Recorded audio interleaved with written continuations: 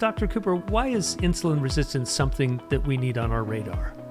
You could think of insulin resistance as something that is a precursor to prediabetes, and then prediabetes is a precursor to diabetes. So You're right. But insulin resistance is maybe the first sign of a problem. It still is there as you go through the stages of prediabetes and diabetes. There's still insulin resistance there, but it's the first component of that pathway that shows up. And so it's really good to pay attention to that, even if the glucose levels are normal. Wow, that's interesting. This is Fat Science, a podcast dedicated to the science of why we get fat. No diets, no agendas, just science that makes you feel better. This podcast is for informational purposes only and is not intended to replace professional medical advice. I'm Dr. Emily Cooper. I've been treating patients with metabolic issues for over 25 years. I'm on a mission to raise awareness about metabolic dysfunction and why diets don't work. Hi, I'm Andrea Taylor. I've been fat, very fat, chubby, morbidly obese, and done almost every diet ever invented. They all worked until they didn't. I've known Dr. Cooper forever, but when I became her patient and we learned metabolism was the real problem, wow, everything changed, and I've never been healthier. And I'm Mark Wright. It's time for Fat Science. Wait, does this podcast make me look fat? Welcome to Fat Science. I'm Mark Wright, along with Andrea Taylor and Dr. Emily Cooper, two of my very favorite people in the world, for the record. Good to see you both. Hi. Hello. All right, on the show this week, insulin resistance, what we need to know. This is a really important topic, Dr. Cooper, isn't it? Because insulin is such a key hormone, but when things go sideways, it can really have a profound impact in many different ways on our health. Insulin resistance is something I had when I first came to you. Andrea, was it similar with you as well? Or I can't remember. I don't know if I had. I don't think I had that. I think I had other horrible issues. Yeah. But Dr. Cooper, let's start with what insulin is and why it's so important. Well, insulin is a hormone, a very important, complex hormone that circulates throughout our body. It's produced by the pancreas. And there are receptors for insulin throughout the body. And one of its main roles, or its main role really, is to help our tissues throughout our body take up glucose and to help them see, our tissues, including our brain, see whether we're nourished or not. Because insulin is produced in response to increases in our blood glucose that occur after we eat. And so when the insulin levels rise, it sends a signal throughout the body that we're nourished. And then it also helps our tissues take up that circulating glucose to use for energy. So it's a really important hormone.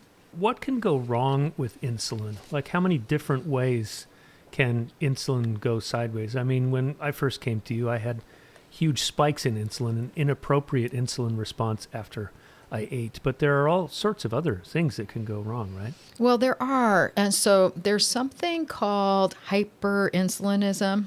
That's not necessarily the same thing as insulin resistance. What that is abnormal elevations in insulin that can occur that are like inappropriate elevations that are not based on what the circulating blood sugar levels are. Because remember, the circulating blood sugar should dictate what the insulin levels should be because there should be a proportional response from the pancreas to the circulating blood sugar that helps our tissues take up just enough fuel but not deplete the blood levels of glucose. And so that is the way a normal situation would be.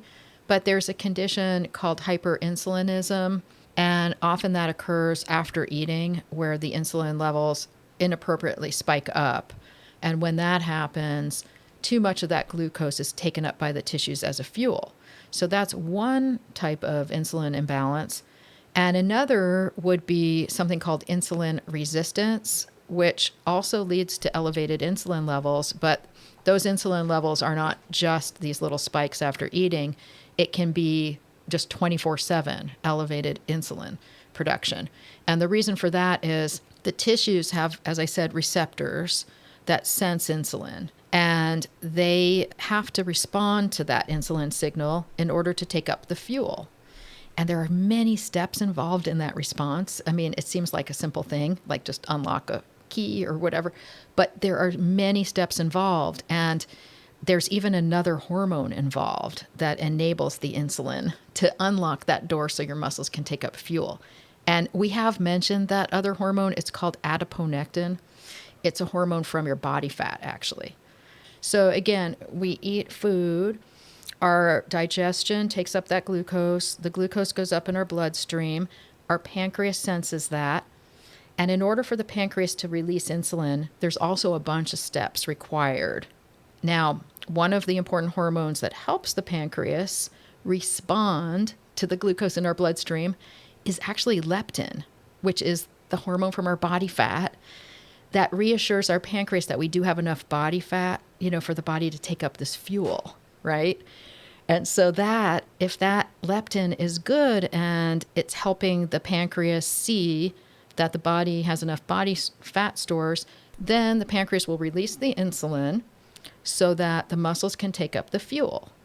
But there's a second step from the body fat permission, another permission from the body fat, which is adiponectin, the other hormone that goes and helps the tissues, especially the muscle tissues, unlock the door so that the insulin will work to deliver the glucose to the tissues.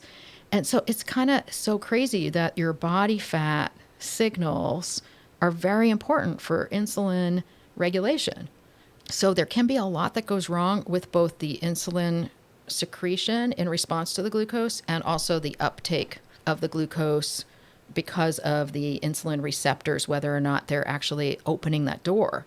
And so if the receptors at the muscle level are not responding to the insulin and the door won't open, the pancreas senses that because the glucose levels start to build up in the bloodstream. And so the pancreas sends out more insulin to try to get that door opening.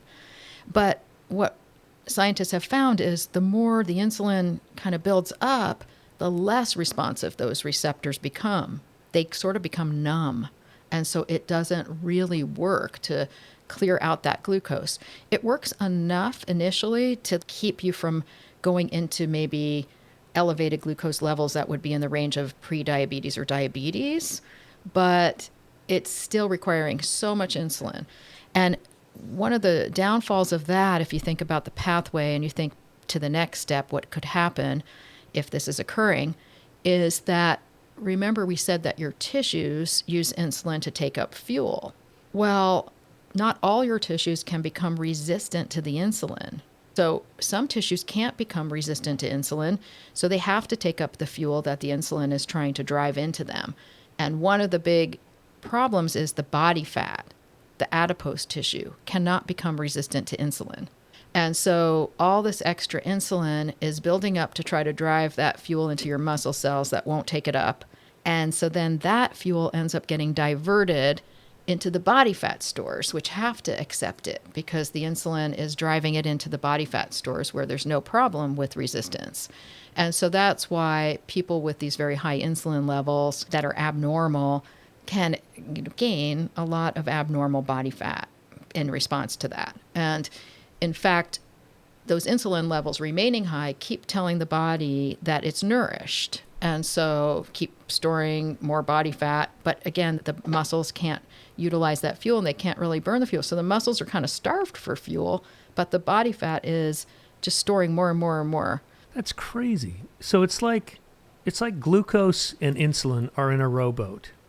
And adiponectin yells up to the ship's captain, "Permission to come aboard, Captain." And the captain says, "Nope, we're good. We've got enough glucose up here." So then more insulin is produced. It numbs the whole system.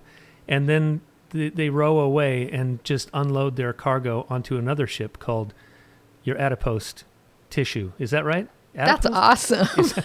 That was really good, Mark. I was just imagining science. that. That's totally right. Yeah. I had no idea, Dr. Cooper, that adiponectin was so key to that whole thing. Wow.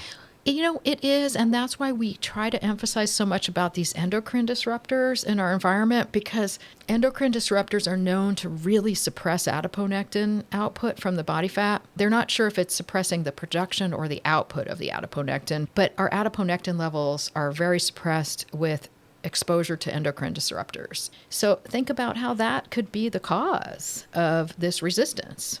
And so everything you try to find what's the root cause. But that's kind of a funny question because the further you go, there's another layer behind that. And so that's why I feel that these adiponectin blood levels are so important to look at, because that could be a key to improve insulin resistance if there's a way to improve those adiponectin levels, because adiponectin is almost like a medication for improving insulin resistance. And it's a natural hormone in our body, and it doesn't come as a medication, but there may be lifestyle ways to improve it. If we see low levels and the person is exposed to a lot of endocrine disruptors, there may be something that can be done in that area. How do we get insulin resistance, or how do we know we have it?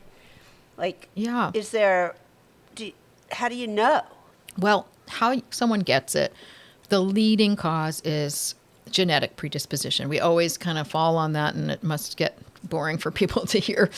But it's like the luck of the draw. You know, if you are born into a family that has genetic risk of obesity, diabetes, prediabetes, most likely you're going to be prone to those things. Would it show up when you're young, or does it show up later?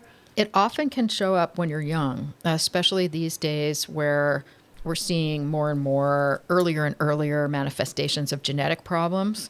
But it definitely can show up in kids. And in kids, it shows up in particular around growth spurts. So for girls, the main growth spurt is 9 to 14, and boys, it's closer to like 11 to 17.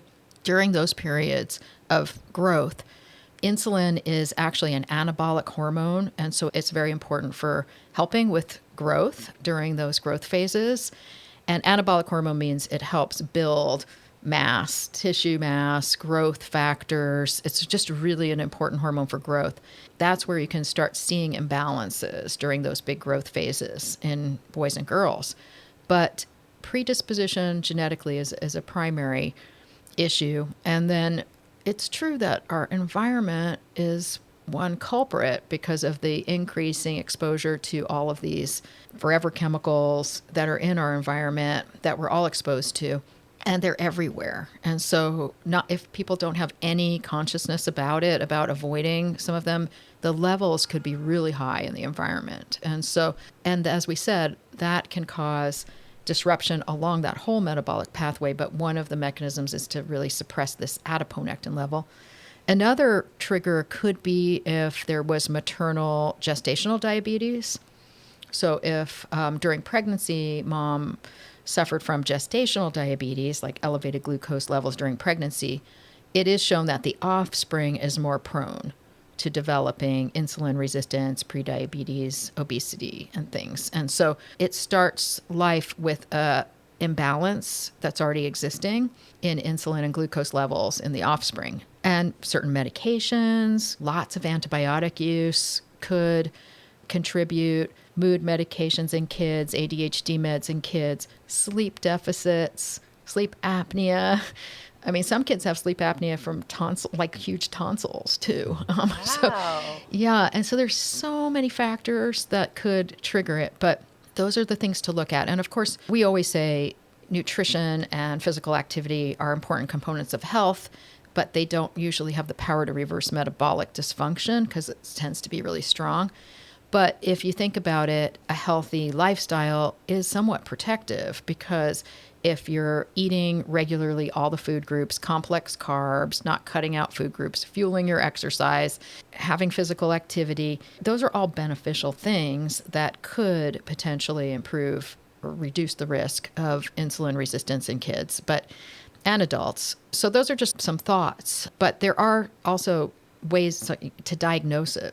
Yeah, let's talk about that, Dr. Cooper. Is really lab work and a blood test the best way to know if you have it for sure? Yeah, and in medicine, it's almost discouraged to even test for it.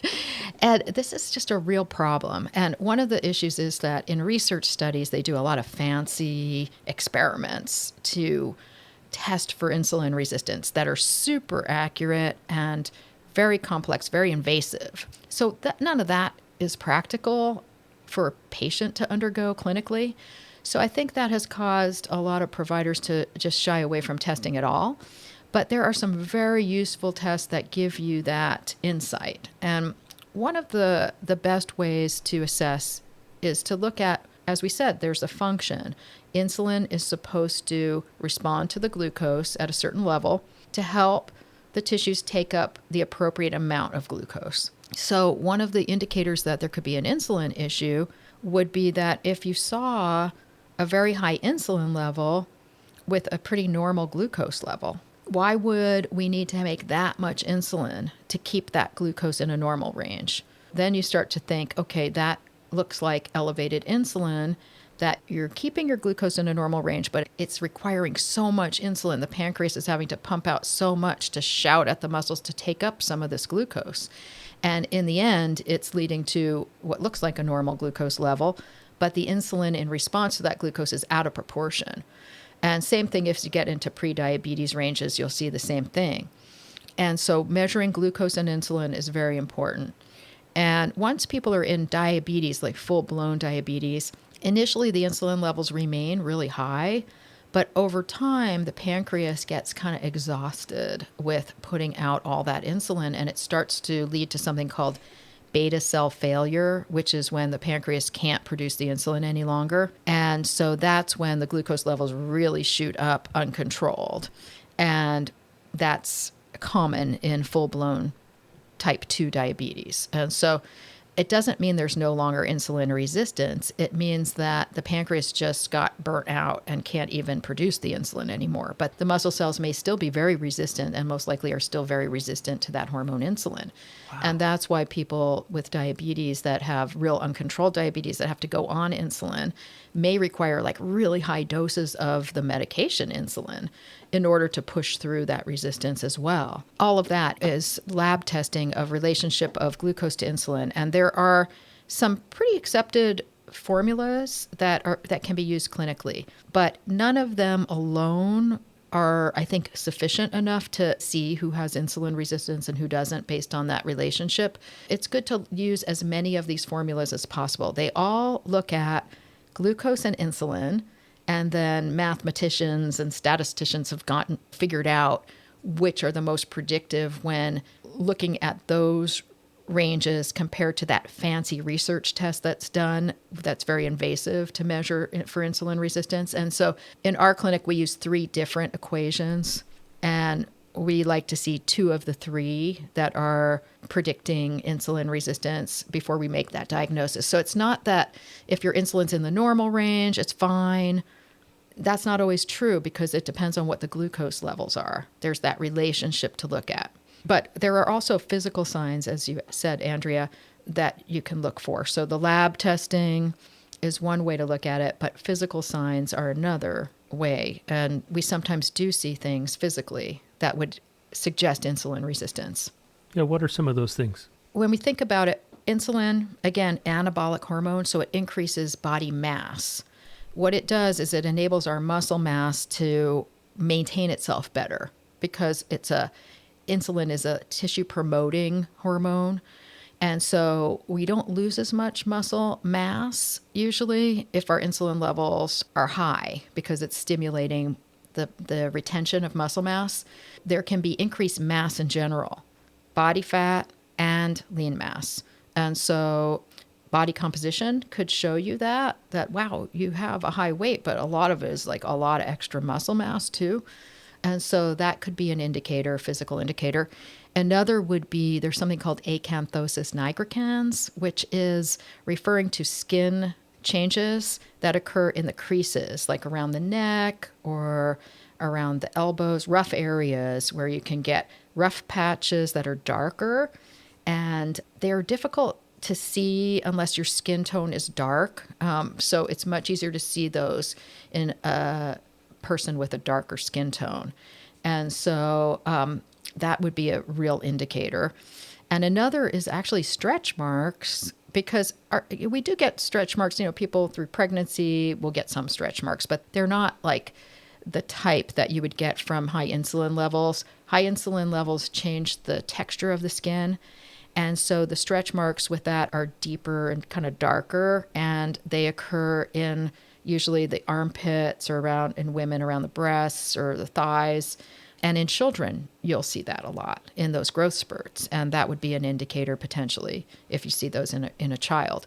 So those are some physical signs of insulin I never resistance. knew that you could get stretch marks from just nothing but like getting fatter.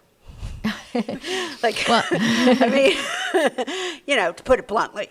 The insulin, it does something to change the skin. Like it makes it on the outer arms too. There's a roughness to the skin on the outer arms when the insulin is high. Huh. It makes it thicker actually, because again, it's an anabolic hormone. So it changes like our tissue. That's one of the issues, is that these physical signs, people can sometimes come to like a dermatologist and say, oh, my arm is like, my outer arms have these little bumps and they're rough. What's going on? And so sometimes a dermatologist will discover it as well. Wow. So it sounds like insulin resistance, Dr. Cooper, is in that spectrum that can lead to full-blown diabetes. If you go to your doc and you have insulin resistance, what's the first step in treating it or reversing it? What does a doctor do? First step would be, let's find out if it's associated with other things. Like you said, that the insulin resistance can lead to prediabetes and diabetes. But the other interesting thing is we've talked about metabolic syndrome.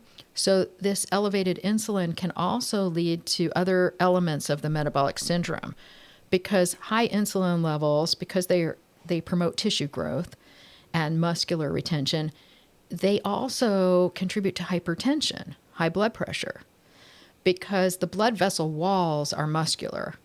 And so those become tightened and thickened with high insulin levels. And so hypertension is something else to look for.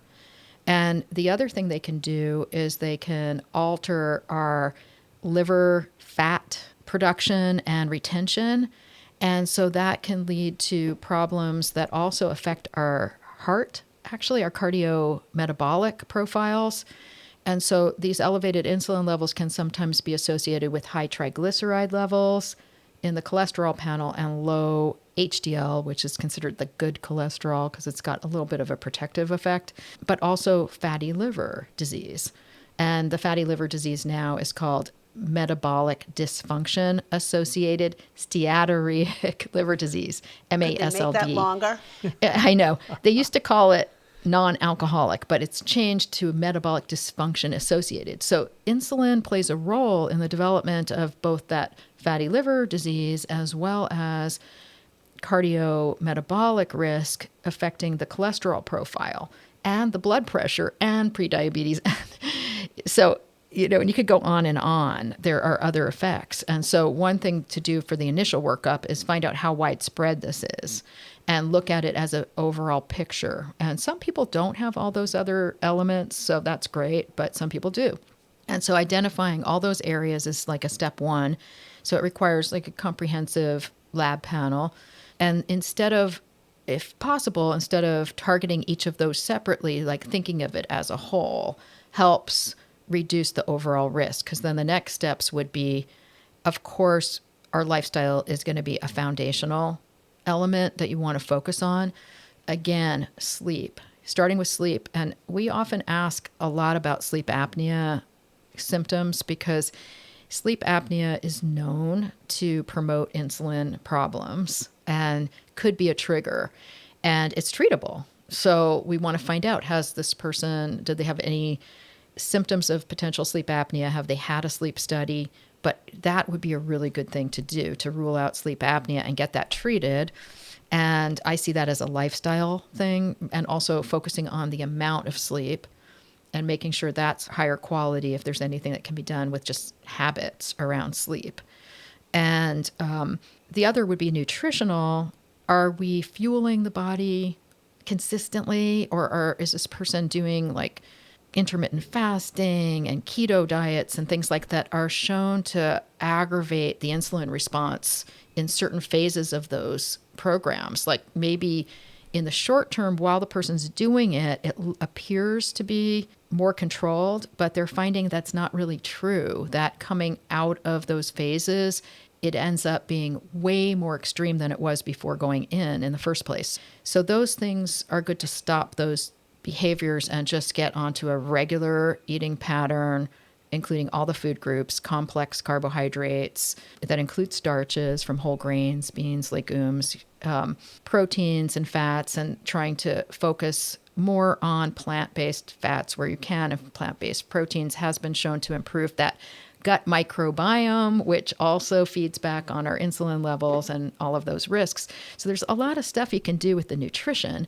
But then with exercise, you want to find out first, do you have those insulin spikes after you eat? Because exercise is what's called insulin sensitizing, but it doesn't really change those insulin spikes. And so a person going out to exercise that has those spikes could end up having more of those low blood sugar episodes, because it ends up where the muscles take up more fuel, but the insulin spike doesn't go away. So instead of having a mild drop in your blood sugar, you could have an extreme one.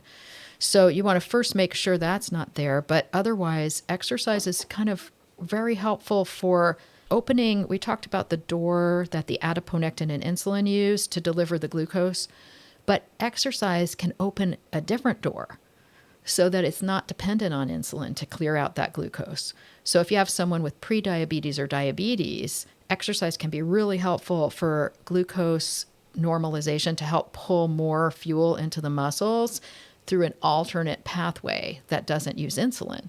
So that's really great that we were able to do that when we exercise. And I think in some previous episodes, we talked about exercise intensity. And with exercise, the more moderate is definitely more beneficial than hard exercise when it comes to reducing cardio, metabolic risk, and insulin resistance. We want to train the aerobic system, which is the more of the endurance system, versus the short-term anaerobic system. So those would be things to consider from a lifestyle standpoint, as well as really looking at that endocrine disruptor exposure and what are we doing there. Some people have occupations where they can't avoid it. Like just it's an occupational exposure that they have. And so you want to make sure you have appropriate gear to protect yourself from any kind of exposure at work. And then we talked about in previous episodes the endocrine disruptors in more detail about how to avoid certain things when you're remodeling and new cars and things like that. But those would be the lifestyle component that we look at. And then after that, it really comes down to medication to help reverse this, because it is reversible in most cases. Insulin resistance, prediabetes are normally reversible with medication and lifestyle strategies. But once you get into full-blown diabetes, it's not always reversible. It can be managed, but it's much harder to get that to reverse. What are some of the meds, Dr. Cooper, that would be introduced to reverse insulin resistance? There are a lot of the common ones that we've talked about, like metformin. Metformin is important to reduce insulin resistance, and it does really help with improving insulin resistance, especially at the liver. So that helps reduce like inappropriate glucose outpouring from the liver when we're not needing the glucose. And so metformin is very helpful. And then, of course, the newer groups of meds, they're not newer, but newer ones that have gotten newer attention, I guess. These meds that have been around a long time, but only now for some reason getting the attention. But it's the GLP-1 mimetic medications that mimic our gut GLP-1 hormone. Our GLP-1 hormone from our gut helps our pancreas produce more insulin if our glucose is high. So if we have inappropriate high glucose and our pancreas is not responding to it, the GLP-1 helps our pancreas pump out more insulin to help pull our glucose down. They don't really reverse insulin resistance that much. So that's one thing where it has to be this combined treatment normally. But the newer group called GLP-1 GIP dual agonist, where there's only the one medication in that group now, the tirzepatide, that one is associated with the same effects as the GLP-1s, plus an added impact on a little bit better reduction of insulin resistance. So those are good. But remember, we talked about how leptin plays a role, adiponectin. So those are still important, and there's no medicines for those. So that just is about getting better sleep, eating regularly, avoiding the endocrine disruptors. But thankfully, we have these medications. And there are also certain medications that are used for blood pressure and cholesterol that improve our metabolic function a little bit. And there's others that actually are detrimental to our metabolic function. So choosing the other medications appropriately can make a difference too. Wow, this has been a great discussion, Dr. Cooper, the role of insulin resistance in our overall metabolic health. Good stuff. All right, this has been another edition of Fat Science. No diets, no agendas, just science that makes you feel better. I'm Mark Wright. Thanks for listening to Fat Science with Dr. Emily Cooper. New episodes drop every Monday. If you've enjoyed the conversation, subscribe, rate, and review this podcast. This production is for informational purposes only and is not intended to replace professional medical advice. Join us next week for another episode dedicated to the science of why we get fat. No diets, no agendas, just science that makes you feel better.